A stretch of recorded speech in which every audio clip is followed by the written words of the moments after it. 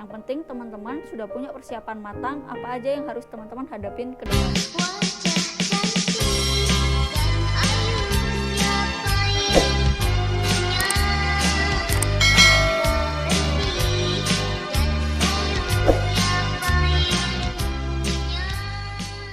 Halo semuanya, kembali lagi bersama aku Lutfiana Rofhani Susanti. Sebelumnya maaf banget ya barusan bisa bikin video ini karena kemarin masih ada ujian dan juga beberapa hal yang harus diurus. Nah, sesuai perjanjian aku kemarin, jadi di video kali ini aku bakalan bahas mengenai alur pendaftaran SNMPTN, SBMPTN dan juga Mandiri. Ini supaya teman-teman gak merasa FOMO nih. Sebenarnya waktu aku di posisi teman-teman juga kaget, oh ternyata seperti ini toh alur pendaftarannya. Oh ternyata seperti ini toh yang harus aku lalui, kayak gitu. Yang pertama yaitu verifikasi data PDSS. Nah, apa sih PDSS itu sendiri? PDSS adalah pangkalan data siswa dan juga sekolah. Hal ini akan dilakukan selama awal Januari dan juga sampai awal Februari. Teman-teman bakalan diminta untuk memverifikasi apakah data yang dipunya teman-teman dan juga data yang dipunya sekolah itu sudah benar, terutama mengenai nilai rapot dari semester 1 sampai semester 5. Biasanya ini akan dikomunikasikan antara staf kurikulum dan juga ketua kelas teman-teman, lalu ketua kelas baru ke teman-teman. Nah, biasanya ini akan memakan waktu yang sangat lama karena kebanyakan ada miss data atau ada data yang belum dirubah dari sekolah dan juga apa yang sudah diterima sama teman-teman. Yang kedua yaitu perankingan PDSS. Nah, setelah teman-teman sudah bisa memvalidasi data teman-teman, maka sekolah barulah bisa mengeluarkan rankingnya. Rankingan ini biasanya dilakukan selama akhir Januari sampai awal Februari. Rankingan ini tujuannya untuk apa? Supaya teman-teman tahu siapa aja sih yang bisa mendaftar melalui SNMPTN atau sebutannya siswa eligible. Nah, siswa eligible ini ditentukan oleh jatah yang dipunya sekolah. Misalnya sekolah dengan akreditasi A memiliki jatah 40%. Sehingga yang dimaksud 40% ini seperti apa sih? Apakah 40% IPA ataukah 20% IPS, 20% IPA atau bagaimana? Nah, ini akan ditentukan berdasarkan misalnya di sekolah dengan akreditasi A ada 100 siswa IPA dan juga ada 100 siswa IPS, maka akan diambil 40% dari siswa IPA dan juga 40% dari siswa IPS. Kalau misalnya ada 100 siswa IPA dan juga 100 siswa IPS, berarti akan diambil 40% siswa IPA yaitu 40 orang dan juga 40% siswa IPS yaitu 40 orang juga. Totalnya sekolah ini bisa mendaftarkan 80 siswanya untuk mendaftar melalui SNMPTN. Nah, biasanya di fase ini juga teman-teman bakalan tahu nih teman-teman ranking berapa, lalu akan diberikan waktu untuk konsultasi ke guru BK atau wali kelas teman-teman supaya nanti diberikan saran, lalu ditata teman-teman mau daftar kemana, lalu diberikan juga informasi dari alumni yang sudah mendaftar di jurusan atau PTN yang sama dengan teman-teman. Pokoknya ada banyak informasi melalui konsultasi dengan guru BK dan juga wali kelas teman-teman. Lalu yang ketiga yaitu pendaftaran SNMPTN itu sendiri. Ini biasanya dilakukan di akhir Februari. Jadi setelah validasi, lalu sekolah sudah menginput PDSS ke LTMPT, barulah teman-teman bisa mendaftar secara mandiri di LTMPT. Tentunya untuk siswa yang eligible saja ya. Nah, di sini nanti teman-teman bisa memasukkan portofolio, sertifikat, ada data-data, dan juga memilih PTN dan juga jurusan yang teman-teman inginkan. Yang keempat yaitu pengumuman SNMPTN dan juga pendaftaran SBMPTN. Loh kak, kenapa kok digabung? Nah, ini ceritanya teman-teman. Jadi biasanya pengumuman SNMPTN itu di tengah-tengah banget fase pendaftaran SBMPTN. Jadi misal pendaftaran SBMPTN itu dari tanggal 20 Maret sampai 5 April. Nah, biasanya ini pengumuman SNMPTN-nya di tanggal 29 Maret. Nah, nanggung banget kan? Oleh karena itu, teman-teman harus sudah menyiapkan data-data yang dibutuhkan saat mendaftar SBMPTN. Sebenarnya aku berharap teman-teman keterima semua sih, tapi seandainya enggak, kita sudah siap untuk kemungkinan selanjutnya.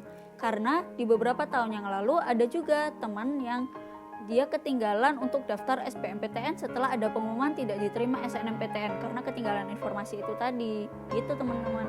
Oke, yang kelima yaitu ujian SBMPTN. Biasanya ujian ini dilakukan selama 2 gelombang dan masing-masing gelombang itu ada kurang lebih 2 minggu.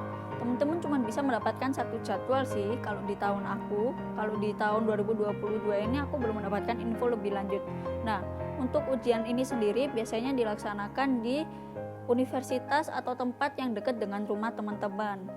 Teman-teman juga dapat jadwalnya pun tergantung teman-teman daftarnya di hari apa. Misalnya kalau teman-teman biasanya daftarnya di awal-awal fase pendaftaran SBMPTN, itu biasanya dapat di gelombang pertama, tapi nggak tentu juga sih karena masing-masing daerah itu kepadatan penduduknya itu berbeda.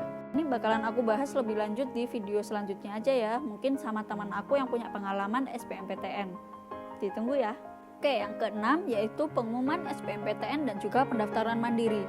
Loh Kak, kenapa kok digabung lagi? Nah, ini karena selama fase menunggu pengumuman SBMPTN itu biasanya universitas-universitas udah buka pendaftaran buat seleksi mandiri di universitas mereka.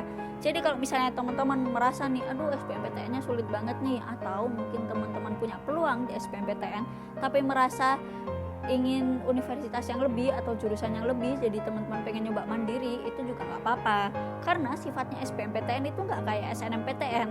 Kalau misalnya teman-teman nih diterima di SBMPTN dan juga diterima di mandiri, lalu teman-teman malah ambil yang mandiri, itu nggak masalah. Sifatnya nggak kayak SNMPTN yang kalau misalnya kita nggak ambil kesempatan itu akan mengurangi indeks alumni atau ngefek ke sekolah kita. Itu nggak terjadi di SBMPTN dan juga mandiri.